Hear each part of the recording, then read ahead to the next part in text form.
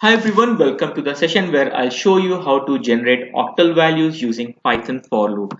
The main target is like we have this decimal column where we'll pass the decimal numbers and then it will give us output the ASCII values and also the octal value. So how do we generate this? I have not copied it. I've just generated this using the Python for loop. So this is a very good example of implementing for loop.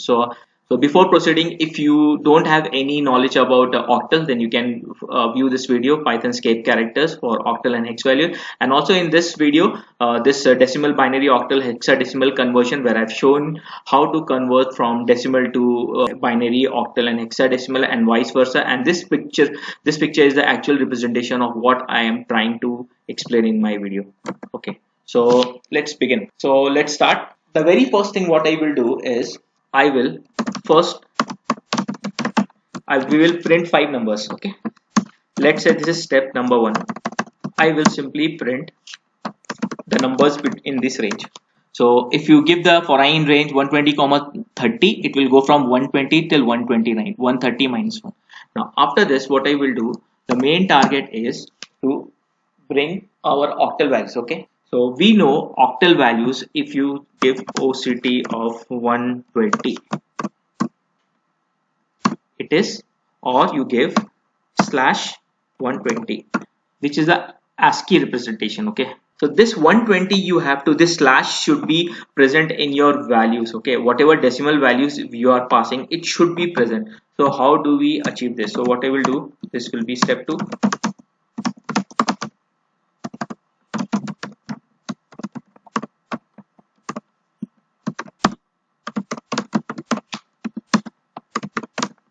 What we need to have is, in one column we'll have the decimal value, in the other column we'll have the ASCII representation of that value, and the last column we will have the octal representation. So we have the like this is my decimal value and this is my octal value, and this P is nothing but my ASCII representation. Now, so here what we will do, we'll pass a curly braces and then we will say format of I. Why I'm doing this? When I'll execute this, then you will understand. Okay, so you can see here I need this slash to be added, so we'll execute this again. Okay, so you can see, because ultimately when we pass the value slash 120 in quotes, then only we will get the ASCII value of that particular decimal. After this, I'm just trying to show you in the steps of step-by-step for loop, so that the for loop which I am trying to present, it is not complicated. So in the third step, we'll again add one more line. Okay, from normal ASCII, normal decimal will convert into the ASCII value. So we'll copy this here, and then what we'll do, we'll print, and before this we will save this somewhere. Let's say y is equals to this. Okay, say bytes of, so what bytes will do, okay, I'll show you. Okay, before this, let's pass some values, bytes, and then we'll pass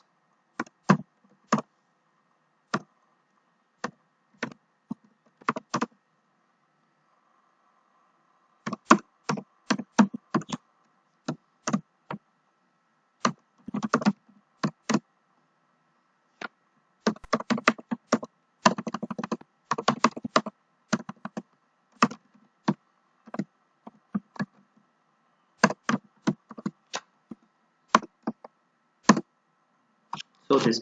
Now see, when we are passing in our command line here slash 120, it is automatically taking, but when you are coding in the runtime, so that's where this byte is required. So what we'll do, we'll copy this entire code and we will paste it, okay, here, and then we'll replace 120 by, we'll replace this 120 by y. Now what we'll do, we'll execute this value. So you see the very first value, which is this first line I, the value of this 120 will be printed, followed by slash 120, and then the ASCII representation of 120. Right. After this, what we'll do, then we'll print the octal value of this word I. So you can see here the octal representation is given, but You can see here, right? If we go from here, 120 slash 120 p and double 0 small o and 170. For octal, 0 and small o is by default. Till here we are done. Now we need to create a data frame and we will append the values, and we need to create in this format. Okay, so in order to do this, I'll create a list. Okay, empty list. First is my decimal values, the other is my, and the last is my octal value.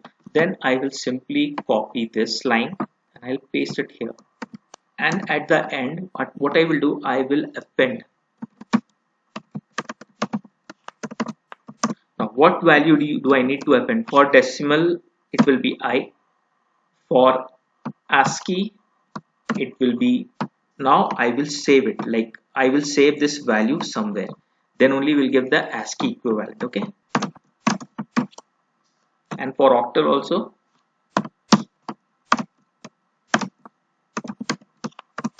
so let's execute this. We also need to execute this. These are the empty list. Now after this we will just open our list of decimals. Okay, DEC, decimal DEC. So it is from 120 to 129. It's a list, followed by, it is ASCII, right? So it will be this one. Okay, ASCII value is from PQRSTUVW 89. We don't need, because the octal value starts from 0 and it's 0 1 2 3 4 5 6 7. 8 and 9 will not be there, so we will bypass these two values. Okay,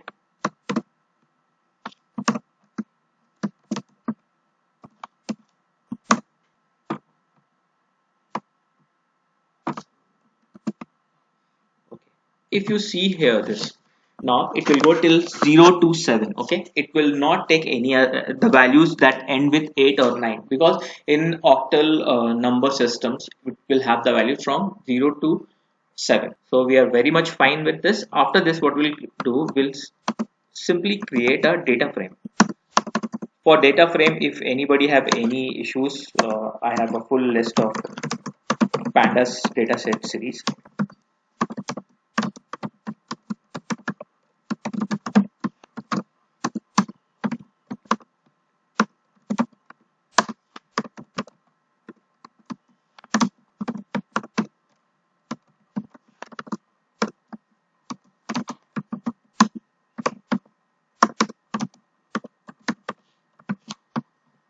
We'll simply execute this. Okay, and here is my data set which I have told you we will prepare. So this is how we will get. If you see my example, I have a data set which is from 0, the number varies from 0 till 700. Okay, 717. So what I will do, I will say here from I is equals to from 101 till let us say 700. 101 to 700, and we'll generate the ASCII equivalent plus the octal number.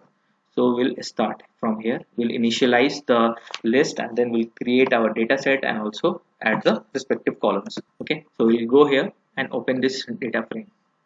So if you can see here, this is my A, this is my B. For the decimal value 101, the ASCII value is A, and the octal value is 145. And similarly, it will go on. After 107, 108 and 109 will be bypassed, because the last digit of 108 is 8 and 109 is 9, which does not find any place in the octal number system. Okay, similarly is the case with after 117, we are moving to 120, and that goes on. So if you see here, this is how we can generate even the small letters, English alphabet we have generated. You can see here some other language characters is also being generated. Okay, the decimal numbers, and also there are n number of like some like division sign and many other signs which I am able to generate by using this for loop example. Okay, so this is how we will generate octal values using Python for loop. So thanks a lot for watching the session. If you feel this video is helpful, please press the like button and subscribe to this channel. And my next video will be based on the visualization of logistic regression, where I'll show the comparison of detailed comparison of linear and logistic regression, how to compare the visuals. So I'll see you in my next video. Thank you.